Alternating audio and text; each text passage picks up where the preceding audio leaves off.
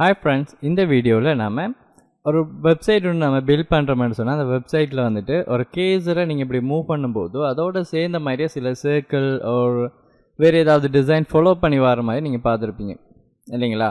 So இந்த மாதிரியான டிசைனை வந்துட்டு நம்ம எப்படி ரியாக்ட் ஜேஸில் வந்துட்டு ஈஸியாகவே செய்துக்கிறேங்கிற சம்மந்தமாக தான் நம்ம பார்க்க போகிறோம். ஸோ நான் என்ன செய்துக்கிறேன்டா, ஃபஸ்ட்டுக்கு இதை க்ளோஸ் பண்ணிக்கிறேன். ஸோ க்ளோஸ் பண்ணிவிட்டு எனக்கு தேவையான மாதிரி நான் ஒரு ப்ராஜெக்ட் ஒன்றை க்ரியேட் பண்ணிக்கிறேன். ஸோ நான் என்ன செய்கிறேன்னு பாருங்கள், மை கோடுன்னு சொல்கிறேன். இதில் செலக்ட் பண்ணிவிட்டு சிஎம்டி என்று கொடுத்ததும் எனக்கு எனக்கு சிஎம்டி ஓப்பன் ஆகிடும். இங்கே தான் க்ரியேட் பண்ணுறதுக்குரிய கமெண்ட் கொடுக்க போகிறேன். npx create react app என்று கொடுத்துட்டு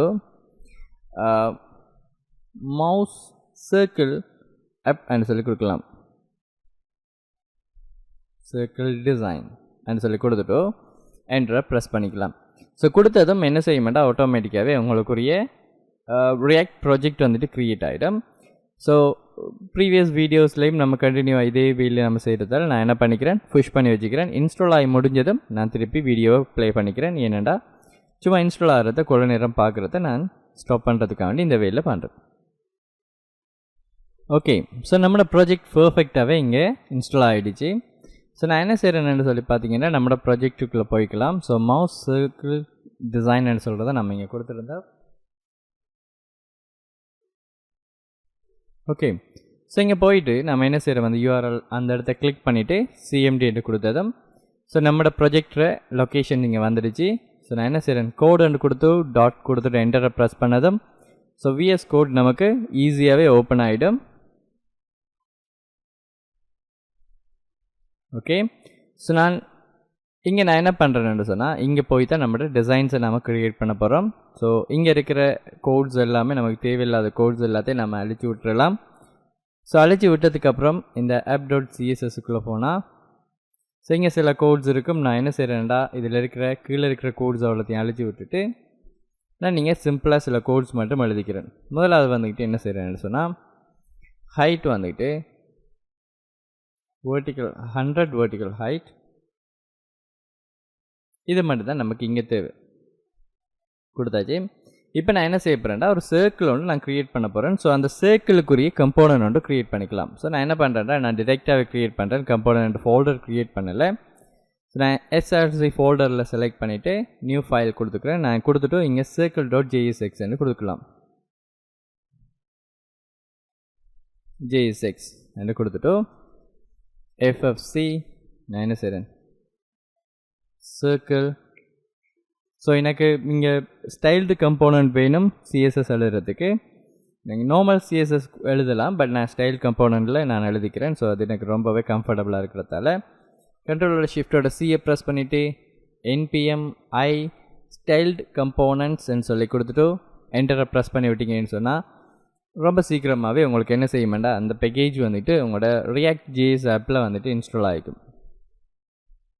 ஸோ ஒன்ஸ் அது இன்ஸ்டால் ஆனதுக்கப்புறம் நம்ம என்ன செய்யலாம்னு சொன்னால், இதுக்குரிய டிசைன்ஸை கொடுத்துட்டு நம்ம ஈஸியாகவே இந்த சர்க்கிளில் மூவ் பண்ணுற ஃபங்க்ஷன்ஸை நம்ம கொடுத்துக்கக்கூடிய மாதிரி இருக்கும்.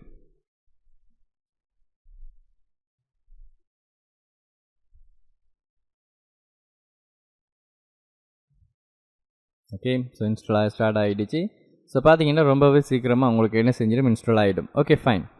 ஸோ ஒன்ஸ் இது இன்ஸ்டால் ஆனதுக்கப்புறம் நான் சர்க்கிளுக்குரிய டிசைன் ஒன்று நான் க்ரியேட் பண்ணிக்க போகிறேன். நான் என்ன பண்ணுறேன்டா, SC நான் இங்கே கொடுத்துட்டு சர்க்கிள் ஸ்டைல் அப்படின்னு சொல்லி கொடுத்துட்டு ஒரு டியூவை பேஸ் பண்ணி தான் நான் இங்கே க்ரியேட் பண்ண போகிறேன். ஸ்டைல்டில் டிக்கு பின்னுக்கு கேஸரை வச்சுட்டு கண்ட்ரோலோட ஸ்பேஸை ப்ரெஸ் பண்ணிவிட்டு என்டரை ப்ரெஸ் பண்ணி மேலே என்ன பண்ணிக்கிறேன், இந்த இம்போர்ட் பண்ணிக்கிறேன்.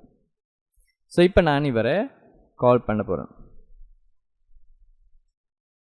ஓகேங்களா? ஸோ கொடுத்துட்டேன். பர்ஃபெக்ட். இப்போ நான் இதுக்குள்ளேயே நான் இந்த ஸ்டைல்ஸ் எல்லாம் எழுதுறேன்னு பாருங்கள். முதலாவது வந்துட்டு பொசிஷன்ஸ் அப்சல்யூட் கொடுத்துடலாம். ஸோ இவரை நான் இங்கே கால் பண்ணிக்கிறேன். அப்போ தான் நம்ம அவுட்புட்டை நம்ம லைவாக பார்க்கலாம். ஸோ நான் என்ன பண்ணுறேன்டா, இங்கே சர்க்கிள் சி கேபிட்டல் கொடுத்துக்கோங்க, சர்க்கிள். அப்போ தான் அந்த கம்போனன்ட் வரும். ஸோ நான் என்ன பண்ணுறேன்னா ரெண்டையுமே பேரலாக பார்க்கணுங்கிறதுக்காண்டி நான் ரெண்டு பேரையுமே பக்கத்தில் அவுட்புட்டையும் இதையும் கொண்டு வந்துக்கிறேன். சாரி, நான் இவரை எக்ஸிக்யூட் பண்ணணும். ஸோ நான் என்ன பண்ணுறேன், டெர்மினலில் போயிட்டு நியூ ஆப்ஷன் கொடுத்துக்கிறேன். நான் ப்ரீவியஸ் அவுட்புட் அப்படியே டிஸ்பிளே ஆகுது.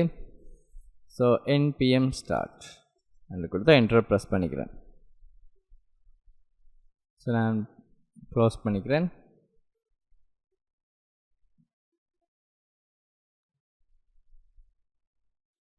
எனக்கு தேவையான மாதிரி வித்தை கொடுத்தாச்சு. Okay fine. ஸோ இப்போ என்ன செய்ய மாட்டா, இது ஸ்டார்ட் ஆகி ஆட்டோமேட்டிக்காகவே நமக்கு என்ன செய்ய மாட்டா, இங்கே அவுட்புட் டிஸ்பிளே ஆகக்கூடிய மாதிரி இருக்கும். ஸோ அது வரும் வரைக்கும் நம்ம என்ன செய்யலாம், நம்மளோட கோட்ஸ் எழுத ஸ்டார்ட் பண்ணலாம். பொசிஷன் அப்சல்யூட் கொடுத்துட்டேன். ஸோ அதே மாதிரி என்ன செய்கிறேன்டா, வித்தையும் ஹைட்டையும் ஒரே சைஸில் கொடுக்கேன். 50 பிக்சல்ஸ் உங்களுக்கு தேவையான நீங்கள் மாற்றிக்கலாம். நான் இங்கே சும்மா நார்மலாக 50 பிக்சல்ஸ் கொடுத்துருக்கேன். அதே மாதிரி ஹைட் வந்துட்டு 50 பிக்சல்ஸ். அடுத்தது என்ன பண்ணுறேன்னு சொல்லி பார்த்தீங்கன்னா, border radius 50% 100% கொடுத்தாலும் சரிதான்.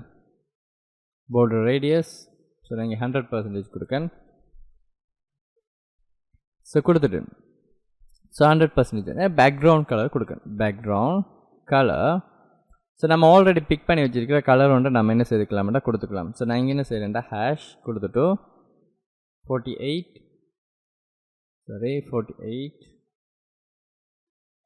BCF1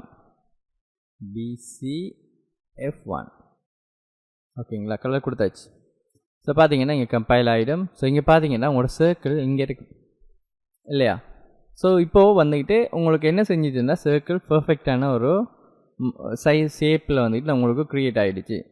ஓகேங்களா. இனி என்ன செய்யணுமெண்டா, இந்த சர்க்கிள் வந்துட்டு உங்களோட மவுஸ் போகிற இடங்கிட்ட இது வந்துட்டு மூவ் ஆகணுமெண்டா, இங்கே நான் என்ன பண்ண போகிறேன்னு சொல்லியா, ஒரு ஸ்டேட் ஒன்று க்ரியேட் பண்ணிக்கிறேன். அந்த ஸ்டேட் தான் வந்துக்கிட்டு என்ன செய்யும், இன்னொரு கம்போனண்ட்டுக்கு நம்ம டேட்டாஸை அனுப்பும்போது அந்த ஸ்டேட் தான் வந்துட்டு ஈஸியாக வந்துட்டு பொசிஷன்ஸ் மூவ் பண்ணுறதுக்கு நமக்கு ஹெல்ப்ஃபுல்லாக இருக்கும். அட் த சேம் டைம் லைவான அப்டேட்டை கொடுத்துக்கும். எஸ்எஃப் நான் என்ன செய்கிறேன், பொசிஷன்ஸ். ஸோ ஆரம்பத்தில் அது ஒரு ஆப்ஜெக்டாக கொடுத்துக்கிறேன். x0, y0 ஆரம்பத்தில் எக்ஸும் ஒய்யும் 0ன்ற இண்டெக்ஸ் பொசிஷனில் இருக்கட்டும் சொல்லி கொடுத்துக்கிறேன். சாரி, பொசிஷனில் இருக்கணும்னு சொல்லி யூஸ் ஸ்டேட்டுக்குரிய இம்போர்ட் கொடுத்துக்கலாம். அப்போ பாருங்கள், இங்கே இது தேவையில்லை நமக்கு லோகோ. ஸோ நான் அதையே அழிச்சு விட்டுட்டேன். ஃபைன். இப்போ என்ன செய்ய போகிறேன்டா, இதை அந்த பொசிஷன் சேஞ்ச் ஆகிறத ஹேண்டில் பண்ணுறதுக்குன்னு சொல்லி ஒரு ஃபங்க்ஷன் ஒன்று நம்ம க்ரியேட் பண்ணிக்கலாம். Const handle mouse move.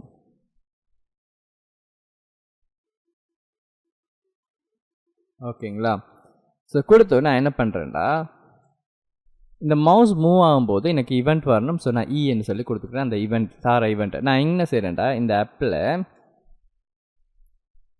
On mouse move என்று சொல்கிற ஃபங்க்ஷனை கால் பண்ணிவிட்டு இந்த ஃபங்க்ஷனை கொடுத்துக்கிறேன். ஹேண்டில் மவுஸ் மூவ்னு சொல்கிறேன். அப்போது இங்கே ஈவெண்ட் எனக்கு தரும். ஸோ தரும்போது நான் என்ன செய்துக்கலாம்னு சொன்னால், அந்த ஈவெண்ட்டுக்குள்ளேருந்து நான் என்ன செய்துக்கலாம்டா, கிளைண்ட்ர எக்ஸையும் கிளைண்ட்ர ஒய்யையும் நான் வேண்டி எடுக்கலாம். ஓகேங்களா. ஸோ ஈஸியாக இப்படி டீஸ்ட்ரக்சரிங் பண்ணியும் நான் வேண்டி எடுக்கலாம். இந்த மாதிரி ஈக்குவல்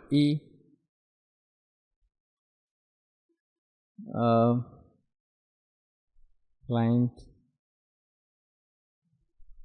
x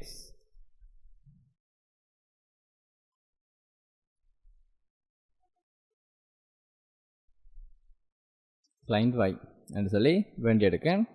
வேண்டி எடுத்துட்டு set positions இந்த ஆப்ஜெக்ட்டுக்குள்ள எக்ஸுக்குள்ள இந்த client எக்ஸையும் yக்குள்ள client yையும் நான் என்ன செய்துக்கிறேன்னு கொடுத்துக்கிறேன். ஓகேங்களா. ஸோ xyயை வந்துட்டு நான் இங்கே கொடுத்தாச்சு. ஸோ இப்போ என்ன செய்யணும்னா, நம்மளோட டேட்டாஸ் மாற மாற மாற ஆட்டோமேட்டிக்காக வந்துட்டு இங்கே வந்துட்டு அது அப்டேட் ஆகிடும். அதாவது இந்த மவுஸ் மூவ் ஆக ஆட்டோமேட்டிக்காகவே அது அப்டேட் ஆகிடும். அந்த டேட்டா எனக்கு இங்கே வேணுமங்கிறதால நான் என்ன செய்கிறேன்னா, இந்த சர்க்கிளில் நம்ம பொசிஷன்னு சொல்லி கொடுத்துக்கலாம். அப்படி இல்லை என்று சொன்ன இப்போ நம்ம பொசிஷன் என்று கொடுக்கலாம். அப்படி இல்லைன்னு சொன்னால் நம்ம டீஸ்ட்ரக்சரிங் பண்ணி நம்ம கொடுத்துக்கலாம். ஓகேங்களா. ஸோ நான் என்ன பண்ணுறேன், x, y சொல்லி கொடுத்துக்கிறேன். ஸோ எக்ஸ் கமா ஒய்ன்னு சொல்லி கொடுத்தா நான் இங்கே டேட்டாஸ் எப்படி பாஸ் பண்ணுறது என்று சொல்லி பார்த்தீங்கன்னா மவுஸ் மூவ்னு சொல்கிற ஒரு பேர் கொடுத்து நம்ம என்ன பண்ணிக்கலாம்டா இங்கே கொடுத்துக்கலாம். சரிங்களா? இல்லாட்டி மவுஸ் மூவ்னு சொல்கிற பேர் கொடுத்து இதை வேண்டி எடுத்துக்கலாம். அப்படி இல்லைன்னு சொன்னால் எக்ஸ் ஒய்ன்னு பிரித்து வேண்டி எடுக்கலாம். So it's depend. நான் என்ன பண்ணுறேன், இங்கே வந்து எக்ஸ் வேணுமென்னு சொல்லும்போது பொசிஷன்ஸுக்குள்ளே இருக்கிற எக்ஸ், ஒய் வேணுமென்னு சொல்லும்போது பொசிஷனில் இருக்கிற ஒய் என்று கொடுத்துருவேன். இப்போ கொடுத்தாலும் எனக்கு எந்த சேஞ்சஸும் வரப்போகிறதில்ல. என்ன காரணம்னு சொன்னால் நாம் இங்கே எந்த இது மூவ் ஆகணுங்கிறத நான் எங்கேயுமே கொடுக்கல இல்லையா? ஸோ நான் இங்கே என்ன செய்கிறேன்னு சொன்னால் ஸ்டைலை க்ரியேட் பண்ணுறேன். ஸோ நார்மலாகவே நீங்கள் ஸ்டைல் கொடுத்தீங்கன்னா ஸ்டைல் கம்போனன்ட் க்ரியேட் பண்ணாமல் டைரெக்ட் ஸ்டைல் கொடுத்தீங்கன்னா ஒரு ஆப்ஜெக்ட் மாதிரி தான் கொடுக்கணும். இங்கே வந்துட்டு என்ன செய்கிறேன்னு பாருங்கள், ட்ரான்ஸ்ஃபார்ம், இங்கே பேக்ஸ்டிக் யூஸ் பண்ணுறேன். என்ன காரணம்னா இதுக்குள்ளே நான் வேண்டி எடுக்கிற டேட்டாவையும் யூஸ் பண்ணணும். சரியா? ட்ரான்ஸ்லேட் என்று கொடுத்துட்டு இப்போ ட்ரான்ஸ்லேட்டில் நம்ம 2 டேட்டா கொடுக்கணும். முதலாவது எக்ஸ்ட்ரா டேட்டாவும் அடுத்தது வைடு டேட்டாவும் கொடுக்கணும். சரிங்களா? ஸோ நான் எக்ஸ்ட்ரா டேட்டா கொடுக்கறதுக்கு நமக்கு தெரியும் பேக்ஸ்டிக்குள்ளே ரியாக்ட் ஜேஸில் கோட் யூஸ் பண்ண போகிறோம்னு சொன்னால் $, ஓப்பன் க்ளோஸ் கர்லி ப்ராக்கெட் கொடுக்கணும்னு சொல்லி எக்ஸ் என்று கொடுக்கன் அண்ட் பிக்சல் கமா திருப்பி y என்று கொடுக்கன் அண்ட் பிக்சல். இப்போ கொடுத்ததும் பாருங்கள் எனக்கு மவுஸோடு சேர்ந்த மாதிரி மூவ் ஆகி வருது இல்லையா? ஸோ பர்ஃபெக்ட், எனக்கு பர்ஃபெக்டாக வேலை செய்யுது. ஆனால் எனக்கு என்ன நடக்கலைன்னா சரியாக மவுஸில் சென்டரில் எனக்கு இது டிஸ்பிளே ஆகலை.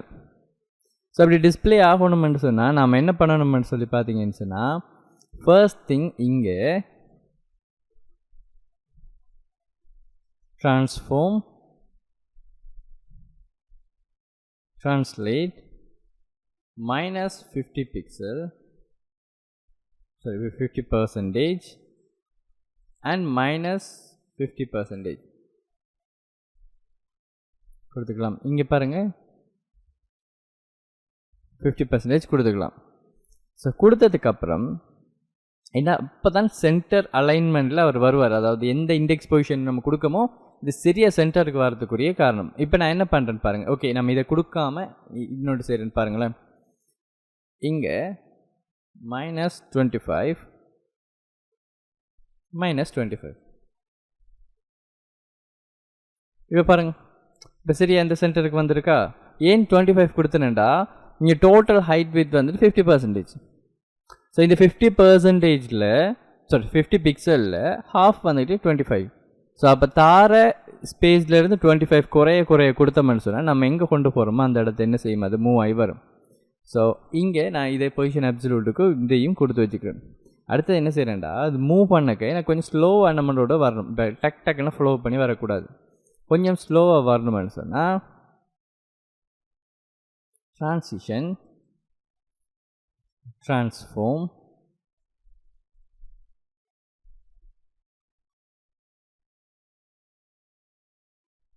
ட்ரான்சிஷன், ட்ரான்ஸ்ஃபார்ம் 0.1 செகண்ட்ஸ் கொடுத்துக்கலாம்.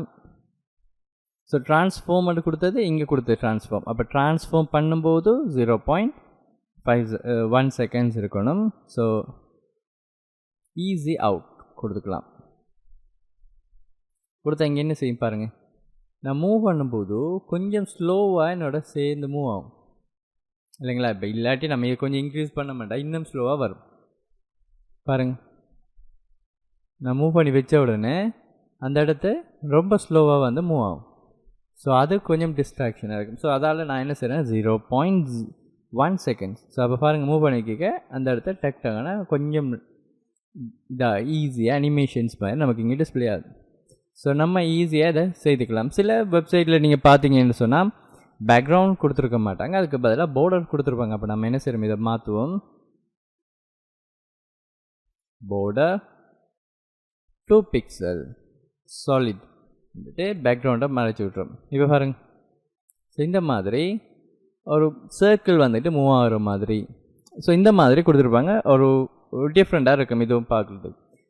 ஸோ இது தான் பார்த்தீங்கன்னு சொன்னால் ஈஸியான வேயில் நம்ம செய்துக்கலாம். ஸோ நமக்கு ஜாவா ஸ்கிரிப்ட் தனியாக எழுதணும்னு சொல்கிற அவசியமே கிடையாது. எல்லாமே நம்ம ஈஸியாக ஒன்றுக்குள்ளேயே எழுதிக்கிறோம். சரிங்களா? ஸோ இது ஈஸியாக இருக்கும். வந்துட்டு நீங்களும் ப்ராக்டிஸ் பண்ணி பாருங்கள். இன்னும் நிறைய வீடியோஸ் பார்க்குறதுக்கு கண்டினியூஸாக வீடியோஸுக்கு சப்போர்ட் பண்ணுங்கள், சேனலுக்கு சப்போர்ட் பண்ணுங்கள். தேங்க்யூ ஃபார் வாட்சிங். நெக்ஸ்ட் வீடியோவில் பார்க்கலாம்.